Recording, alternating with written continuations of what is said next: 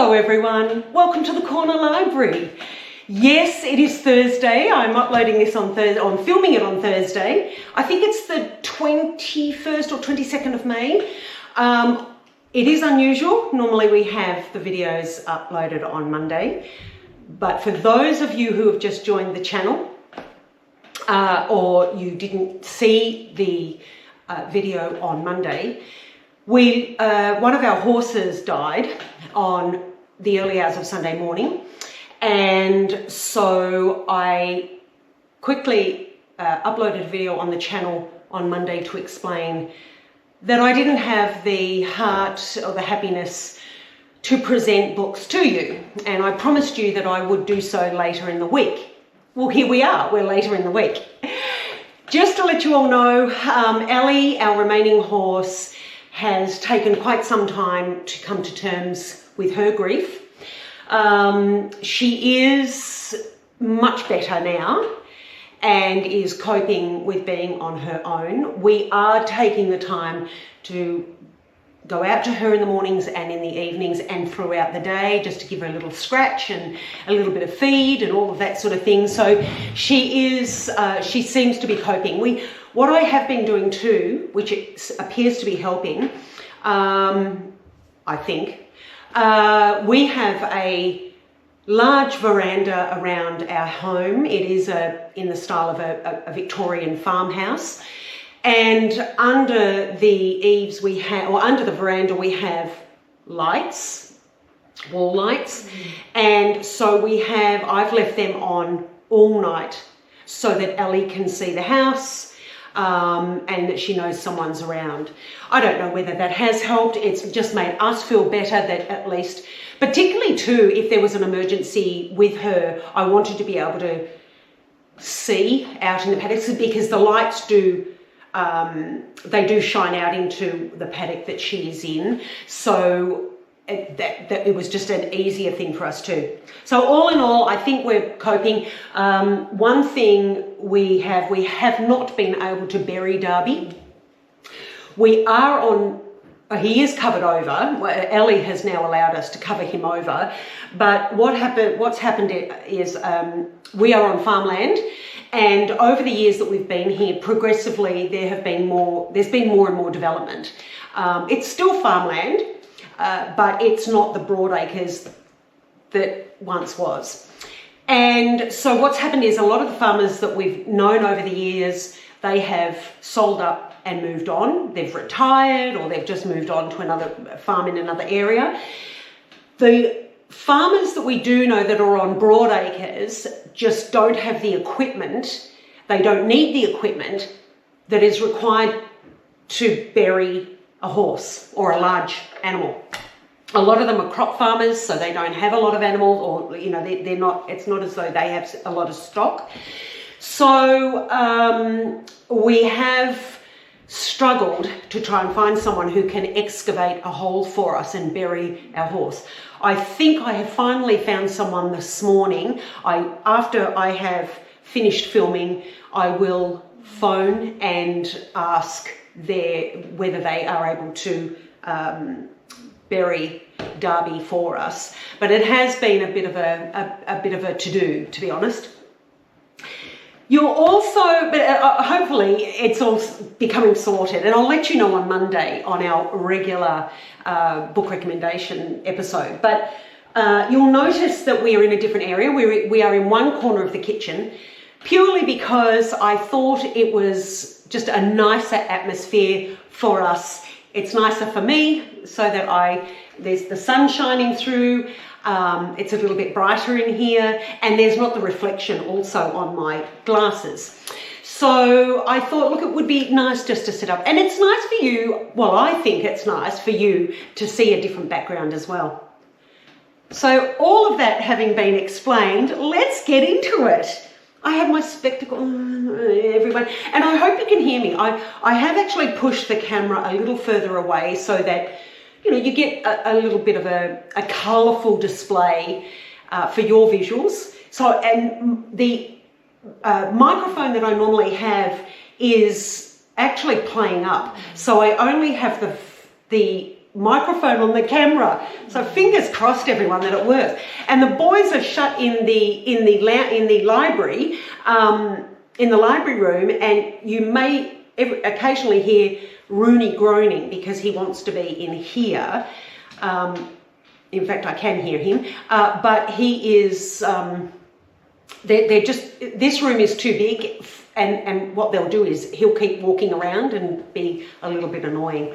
So that's that. Oh, and the other thing I wanted to say to you before we get into the books, thank you every one of you who has contacted us about Ellie and Dhabii, about losing Dhabii, but also consoling Ellie. You, from all over the world, we have received emails and comments.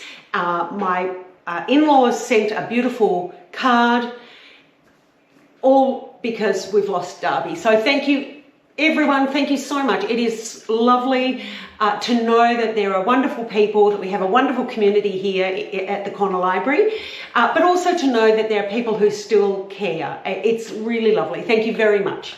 Mark and I thank you a great deal. Okay, let's get into it, everyone. Okay, I don't need my glasses for this, but I have just begun this. I think I showed you this last week. I bought this from Tea Leaves and Reads, a bookshop in the UK. This is Joanna Miller's The Eights. I have to let you know, everyone, I've only just started it, but I'm absolutely loving it. The writing is superb. The characters, I've immediately warmed to these characters. I recommend this. So that is Joanna Miller, The Eights. The camera's too far away. I have to get up out of my chair and show you. This is absolutely beautiful. This was the one I bought with the sprayed edges, the sprayed coloured edges. I'm loving it. I will let you know how I go once I have finished it, but it's already, I have fallen in love with it. I'm loving the characters. I'm enjoying the writing. It's absolutely beautiful. It's set in the 1920s in England, in Oxford, but the writing is such that you feel as though you're in the 1920s in Oxford. It's absolutely beautiful. I already recommend it. I think it's fantastic, and I'll let you know how I go with the rest of it. So that's that one. Ones I've read a few this week. Only a couple. Now, this one was sent to me by HarperCollins. I will need my spectacles for this, everyone. Trying to wiggle my way into the spectacles. This is Dervla McTiernan, The Unquiet Grave. It was released in April by HarperCollins. This is a Cormac Riley continuation. It's part of the series.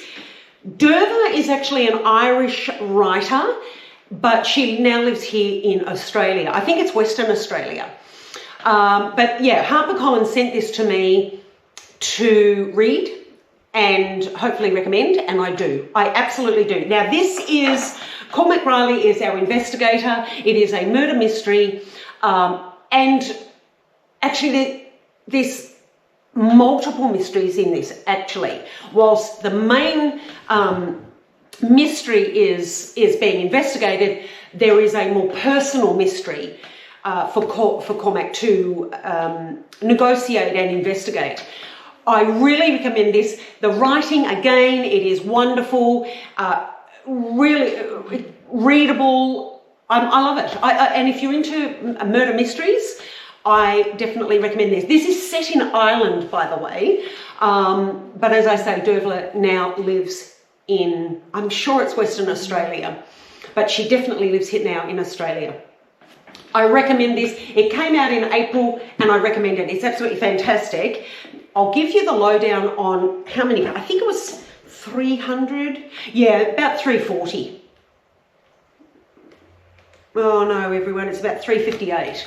It's 358. I recommend this. It's absolutely fantastic. I haven't read Dervla, or have I? I'm not too sure now, but I definitely love this. I will read more in this series. I love this, and because it is a series, I will definitely be reading more. It's fantastic. I loved it. But I don't think I've read Dervla. That's terrible not to know, isn't it? But I don't think I have.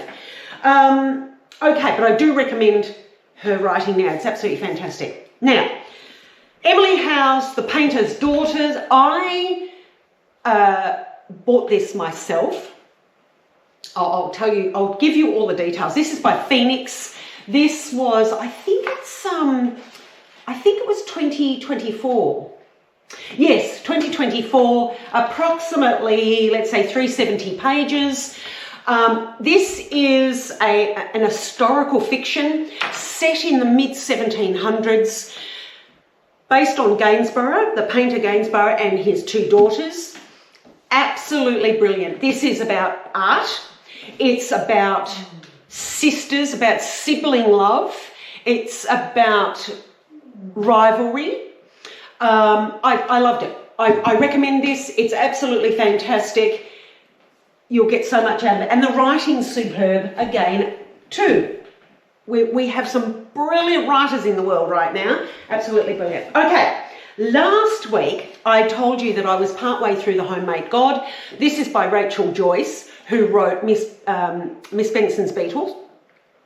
I absolutely love Miss Benson's Beetle. I bought that from Tea Leaves and Reads in the UK, and that then encouraged me to buy this one of Rachel Joyce's The Homemade God, which was, I think it's this year, released this year. This is the beautiful sprayed edges and the hard copy, and signed, by the way, and it had the beautiful end papers, if you can see that. Absolutely beautiful, the sprayed edges there.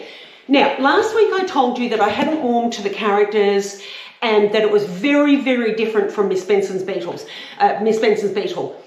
In Miss Benson's Beetle, I immediately warmed to the character. I laughed out loud. It was so witty, but there was a depth to it.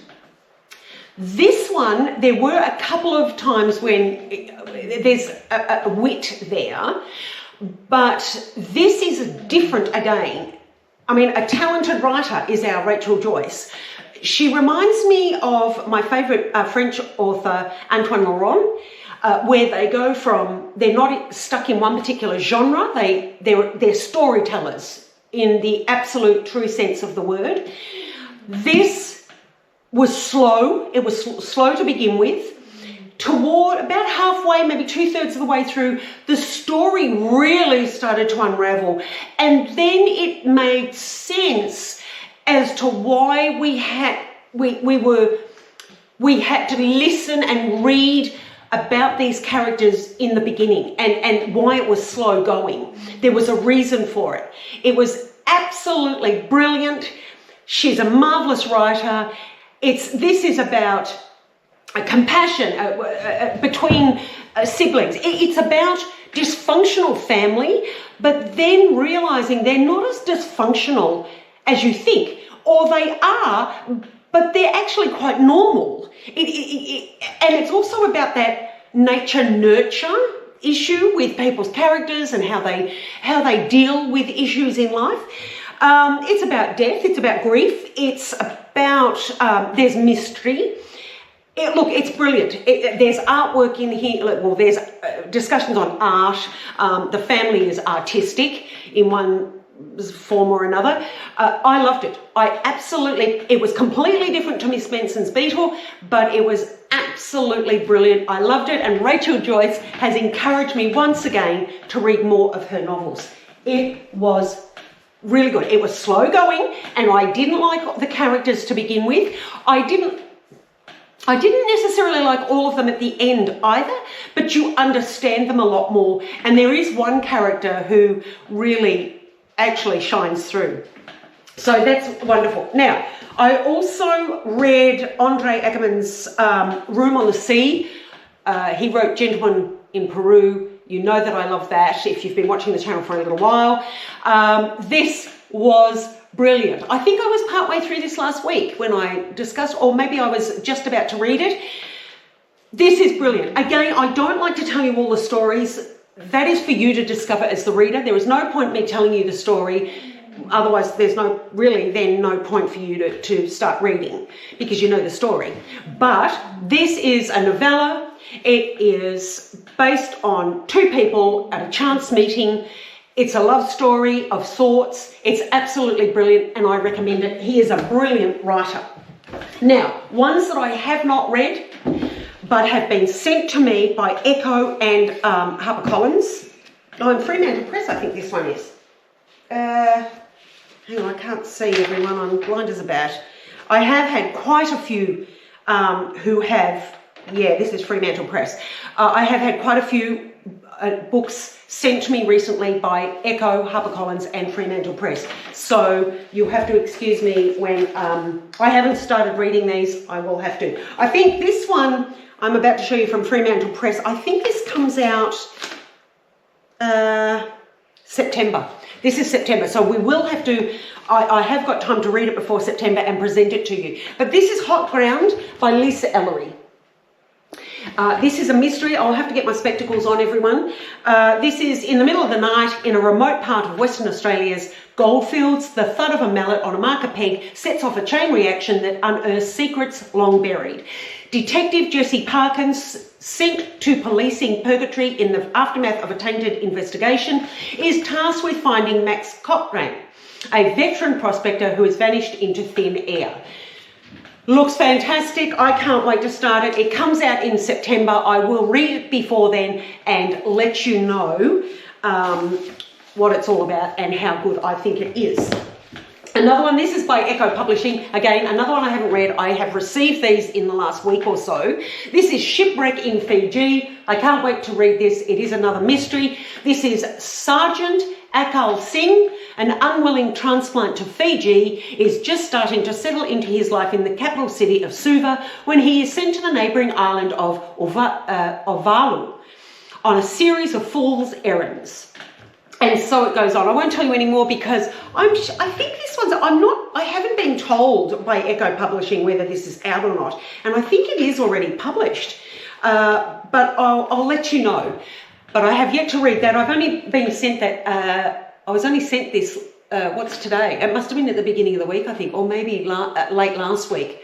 So that's one to get our teeth into. And this one, again by Echo Publishing, Neil A. White. This is a Matt Latham thriller, Best Left Buried.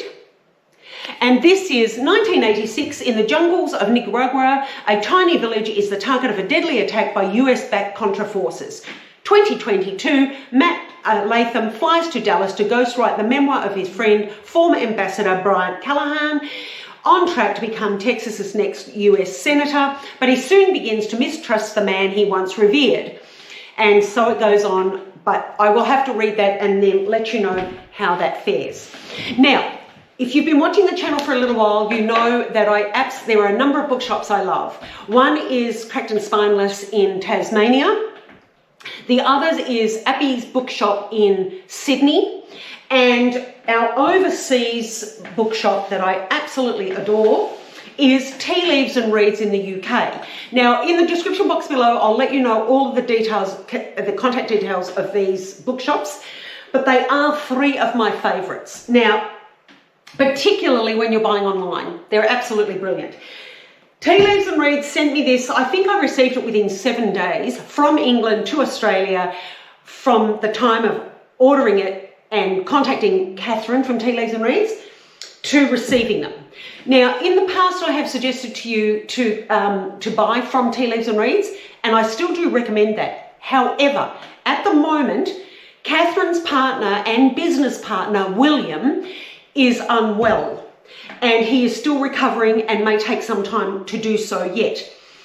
In the meantime, Catherine, along with a band of family and friends and volunteers, they're trying to keep the bookshop moving along, and also their orders. Now, they have a wonderful newsletter, so there's a lot of work that goes into that. They have a book club as well. So Catherine's trying to keep that going, and she has said to me that she won't be, she would prefer not to be, and certainly doesn't have time to sort of complete any more orders from overseas until she thinks she'll be able to do so after the English summer. So likely in our spring, we will be able to start ordering from Tea Leaves and Reads again. So this is the last order that I made, And then that's when Catherine said, look, at this stage, it's just too much work. Can you just hold off until likely the end of their spring? I do recommend that you get onto their website and subscribe to their newsletter. It is free. And then I'll let you know once Catherine is able to start processing overseas orders again. But this is what I received. Now, all of these books were, no, not all of them, but the majority of them were half price. All of them were wrapped in beautiful sort of mauvey tissue paper. All of them came with a Tea Leaves and Reads bookmark and some beautiful book stickers. So I was too naughty. I couldn't wait to open them in front of you. I opened them all and of course I wrecked all the paper. So I'm sorry about that, everyone, that they're not fresh out of the delivery box, but I just couldn't wait. I was too excited because it is my birthday month. So I think I'm allowed to do this. You'll have to, you know, bear with me because it is my birthday month. Okay, the first one I bought was Little Women. This is an absolutely beautiful, I don't know if you can see that, absolutely beautiful edition. I read Little Women many, many years ago. I haven't done so since, and I don't know if I ever had a copy or whether I have given it away, but I decided I wanted to read it again. I will likely begin this in Australia's winter, so in a couple of months' time or whatever, I will begin that, I think. I'm really looking forward to it. Now, another one, this was half price from Tea Leaves and Reads. I have been wanting this for a little while. I think this was 2024, this one. Now this is 2024. This is Raising Hair by Chloe Dalton. This is a non-fiction. Chloe, during the pandemic in England, came across an orphan or abandoned. I haven't read any of these, so I'm in the dark a little bit, just as much as you. But this is her account of raising the found little hare and it becoming part of her life. I'm really looking forward to this. Now, the end papers here are absolutely stunning, everyone. Look at that. Isn't that just beautiful? And that's the book without the cover. I'm really, really looking forward to this. I've wanted this since I saw it last year. And I really did want it in the hardcover, so I was waiting for it to be able to buy it. And of course, it was half price. Of course, I had to buy it. Now, another one. I think this may have been. I think the rest of them were half price now. I think from memory, but I could be. I think this maybe was full price. I'm not too sure. But anyway, this is Rachel Hoare, One Moonlit Night. This is fiction. This is Maddie was wide awake now. She climbed out of bed and felt her way to the window where she twitched back a curtain and looked out. The back garden was bathed in liquid moonlight that picked out the shapes of the trees, their leaves shimmering in the breeze like a restless sea. It was all so beautiful. Maddie smiled, it seemed, just for a moment, that Philip was with her. I cannot wait to read that. I can't wait to read any of these. I mean, there are so many talented writers and so many wonderful stories. Okay, this next one is Emily Critchley. This is The Undoing of Violet Claiborne. To become one of them, she will do whatever it takes. I think these covers are just absolutely stunning. This one doesn't, it has just plain end papers. This is 1938. Gillian Larking is used to blending in and going unnoticed until she is befriended by her new boarding school roommate, the vibrant and spirited Violet Claiborne. As the Christmas holidays approach, Gilly can't believe her luck when Violet invites her to spend them at her home, the crumbling Thornley Hall. I can't wait. I'm really looking forward to these, and I love the fact that they're all hardcover. Oh, this is so exciting, this one. I was really looking forward to this one. Now, I'm presuming you all know Miss Beaton's cookbooks. I actually have one. Maybe I should get that for you. Old cooking book, I think from the 1800s, and household, how to run your household. This is fiction, but it's based on a distant relative of Miss Beaton. of course it's fiction, but it's Miss Beaton's Murder Agency. And this is, of course, a murder mystery. It says here it takes a well-organised mind to solve a well-planned crime. This is by Josie Lloyd, and look at that beautiful cover. Isn't that great? So I'm looking forward to that one. That should be just a really good, comfy, cosy mystery. And, now you all know I love to cook. That's why I also bought Miss Beaton's Murder Mystery. But this one is a delicious treat of a novel. Good taste is not to be trifled with, by Caroline Scott. I can't wait to read this one. So this is England. Now also I have an absolute love of that sort of early 20th century period. It is actually my favourite. Anything between 1900, look, history is my favourite anyway, but anything particularly between 1900s and 1940s, even sometimes the 1950s, any sort of novel, particularly that golden age crime fiction, I absolutely love. So this is England 1932, and the country is in the grip of the Great Depression. To lift the spirits of the nation, Stella Douglas is tasked with writing a history of food in England. It's to be quintessentially English and will remind English housewives of the old ways and Englishmen of the glory of their country. The only problem is much of English food is really from, well, elsewhere. So Stella sets about unearthing recipes from all corners of the country in the hope of finding a hidden culinary gem. But what she discovers is rissoles, gravy, stewed prunes and lots of oatcakes.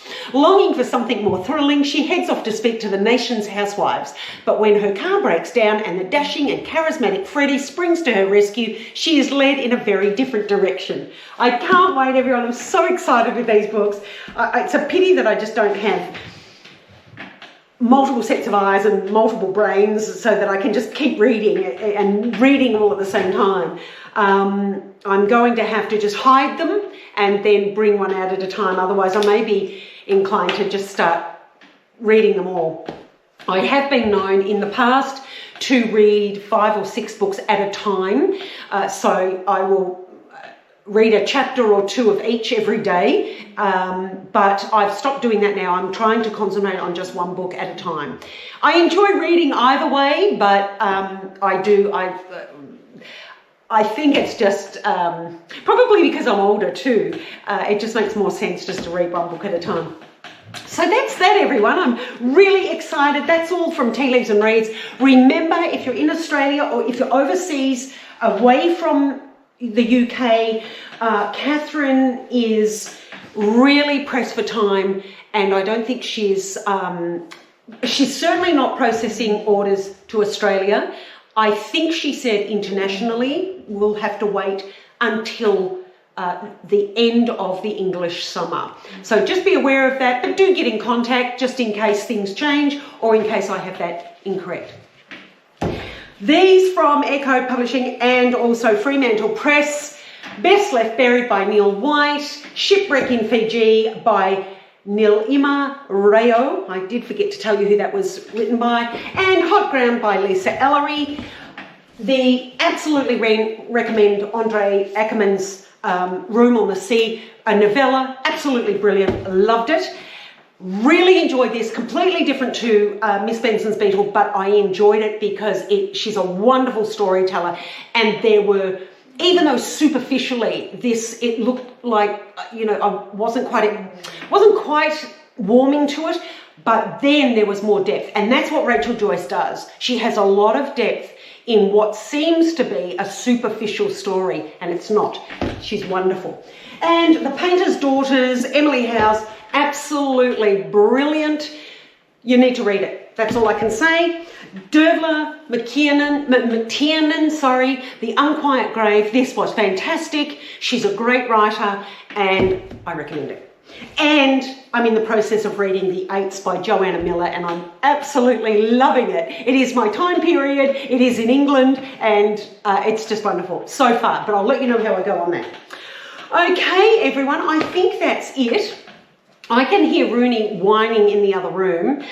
So if you hear low rumbles, that's actually Rooney wanting to get in here and probably cause havoc whilst we're at it. So I will see you again on Monday. If I don't see you on Australian Book Travels for our travel video on Saturday, I really hope to see you here on Monday.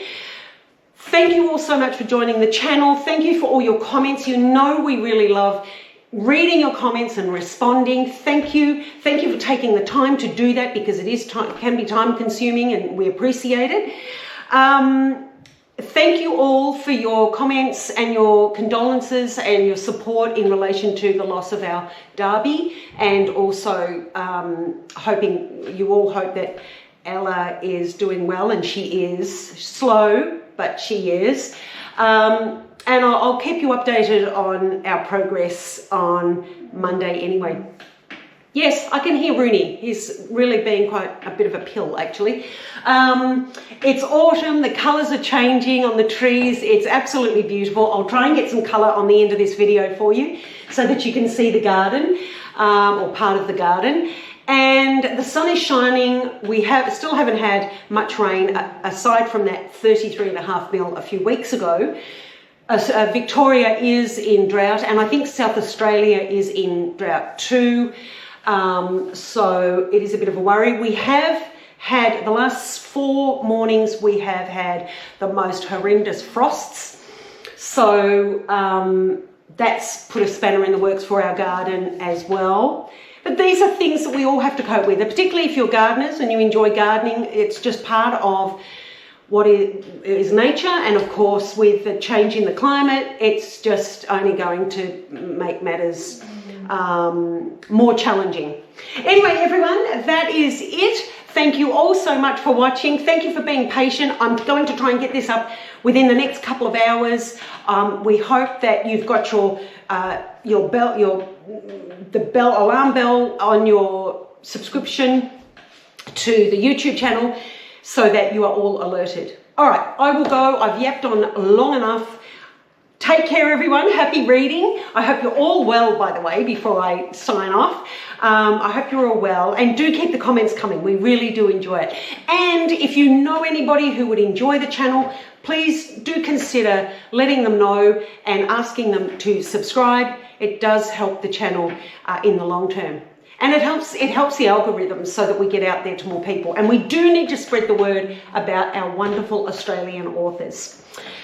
Thank you, everyone. Take care. Happy reading. Bye.